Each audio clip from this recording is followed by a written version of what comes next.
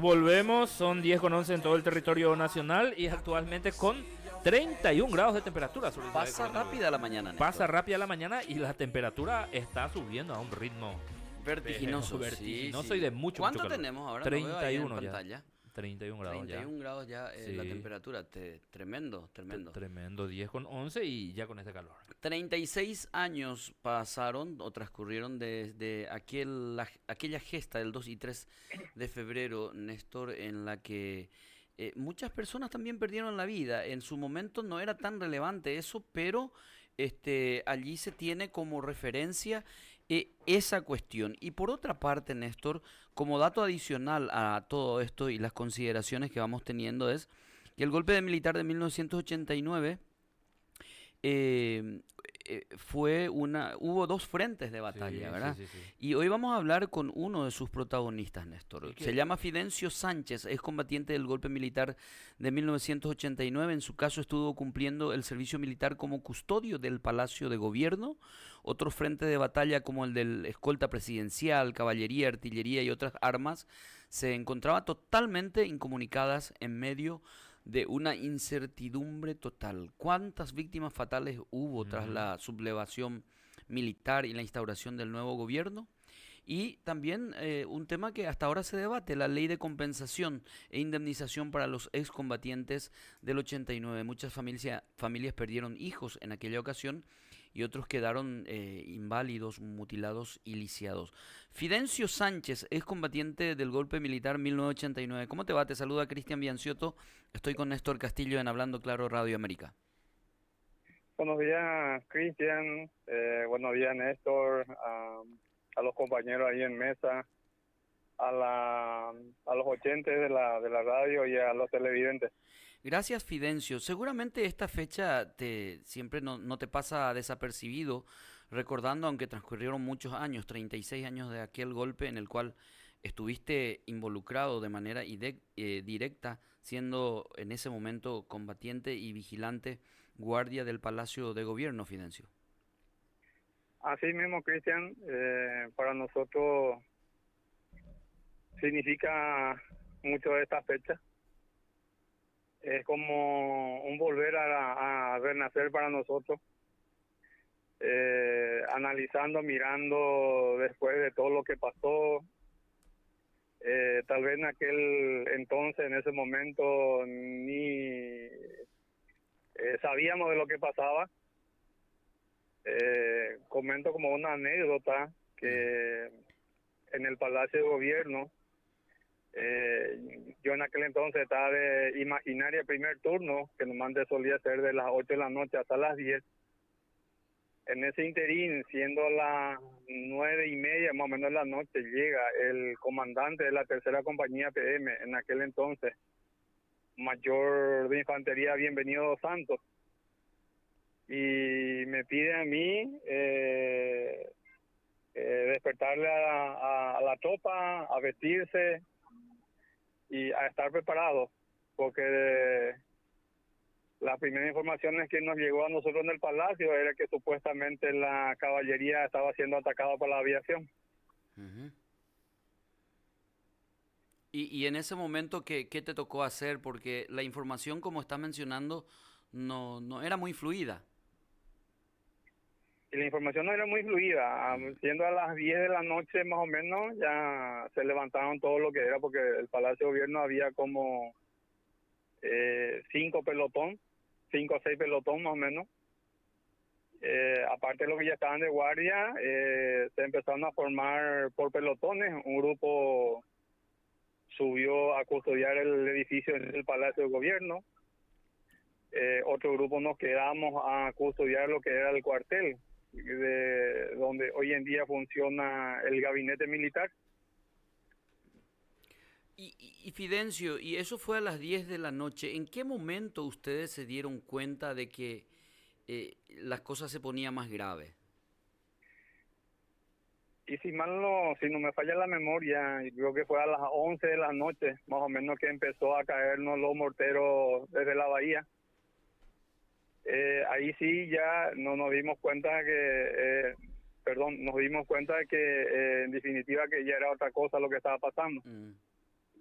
fueron momentos muy duros, muy difíciles, aunque uno tenga, tal vez diga que tenga la mejor preparación, cuando llega el momento, cuando entra en el fragor de la lucha, como se dice, la temblanza, el carácter, todo, el nerviosismo, todo entra a jugar. Claro.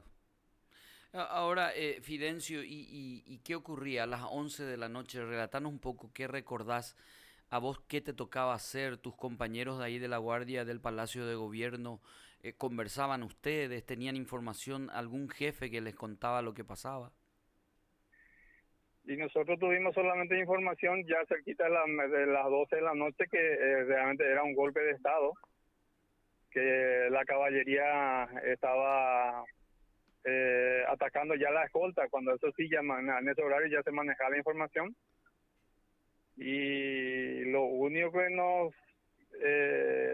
decían para tratar de protegernos todo lo que se pueda, porque al Palacio de Gobierno le atacó la Marina. Le atacó la Marina por desde la bahía con los morteros y por tierra, por la calle Oleari, casi para Valle Independiente, Ayola, casi para Valle Independiente. Entonces fue un poquitito difícil, fue duro, principalmente cuando los morteros cayeron sobre lo que fueran nuestras cuadras, nuestras habitaciones, donde estaba la cocina, donde estaba el comedor, prácticamente quedó totalmente destruido. Ahora también, Fidencio, saludándote, muy buen día, Néstor Castillo soy. La obediencia militar debida, que sabemos es bastante fuerte en cualquier sistema militar, hace que consecuentemente también uno esté obligado a cumplir funciones específicas. Ustedes en Palacio de Gobierno, otros en escolta y otro frente por los sublevados, por decirlo así, al margen de que quedaron en medio, inocentemente, por decirlo, ustedes jóvenes todos cumpliendo el servicio militar, Fidencio. ¿Qué tal, Néstor?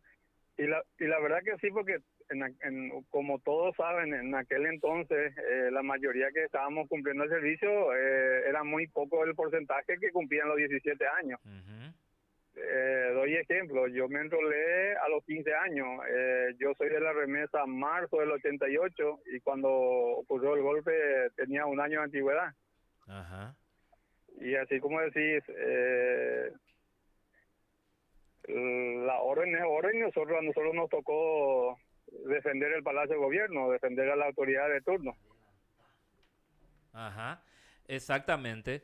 Y eso duró horas enteras, inclusive, Fidencio, hasta ¿en qué momento es que se disipó todo y por decirlo así volvió la tranquilidad?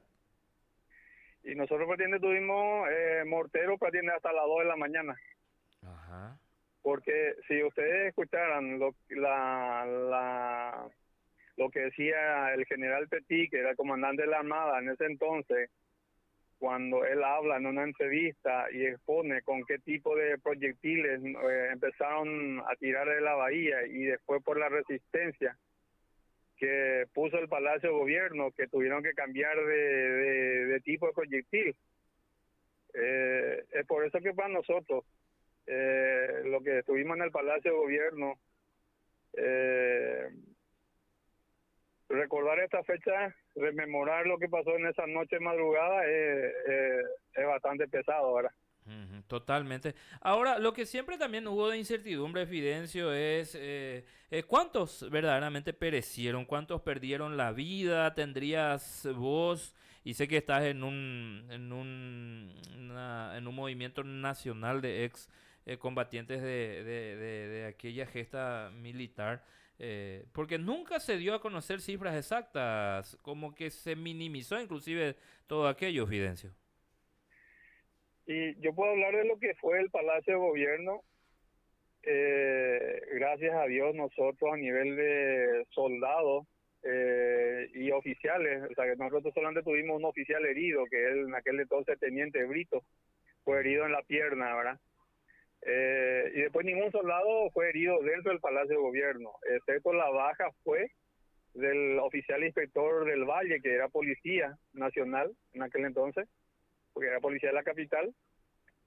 Y a nivel de Palacio, lo que nosotros manejamos ahí fueron bajas de los soldados de la Marina que sí cayeron ahí alrededor del Palacio, porque hoy en día yo puedo puedo agradecer por la formación que nos dieron los oficiales que estuvieron con nosotros esa noche, ¿verdad? Porque siempre nos cuidaron en el sentido de que estuvimos bien protegidos, o sea, pudimos defendernos bastante bien. Sí, sí, sí, sí. Pero al final de cuentas, algún tiempo después, ¿de qué cifras se puede hablar, Fidencio? Y yo sé que las cifras oficiales son muy pocos, escuché que algo de 32 y nosotros manejamos que entre todos los grupos, entre todas las asociaciones que estamos en contacto permanente, nosotros creemos que fueron mucho más de 100. Mucho más de 100 fallecidos. Por sobre todo en la escolta, Ajá. porque en la escolta habían lo que se bajaron recién, que eran, nosotros le llamamos agregados, cuando uno ni siquiera estaba todavía enrolado, digamos, ¿verdad? Y yo creo que de eso hubo mucho. O sea, yo dudo mucho, desconfío mucho de la versión oficial que dieron, que solamente fueron 32. Exactamente. Ahora, y ya que haces mención de las distintas asociaciones que vienen trabajando desde el año 89, existe ya una ley, si no estoy trascordado, que aprueba el reconocimiento de los derechos como excombatientes de la gesta militar de 1989. ¿Aquello en qué etapa se encuentra? ¿Hay posibilidad real de que excombatientes hoy por hoy mutilados, lisiados o que quedaron inválidos puedan percibir alguna indemnización, al igual que todos aquellos que en su momento estuvieron formando o cumpliendo el servicio militar y salieron ilesos? Por último, antes de responderte sobre el tema de la ley, el Palacio de Gobierno fue la última bastión, fue el último que se rindió. La rendición en el Palacio de Gobierno fue entre las 5:30 y las 6 de la mañana. Fue el último, por eso es que quiero destacar también eso, porque en el Palacio de Gobierno no pudieron entrar como sí lo hicieron en el regimiento de escolta de compañía. Al menos eso quería recalcar para poder terminar un poquitito lo que fue esa noche, ¿verdad? Exactamente. Ahora, con relación a la ley 7081/2023, que fue aprobada y reglamentada según decreto 2491 de fecha 9 de septiembre del 2024. ¿Cuál es el número de la ley, por favor, si me repetís? La ley es la 7081/2023. 7081/2023. Y el decreto reglamentario es 2491 Ajá. del 9 de septiembre del 2024. ¿Y qué establece ese decreto reglamentario? ¿En qué etapa se encuentran, Fidencio?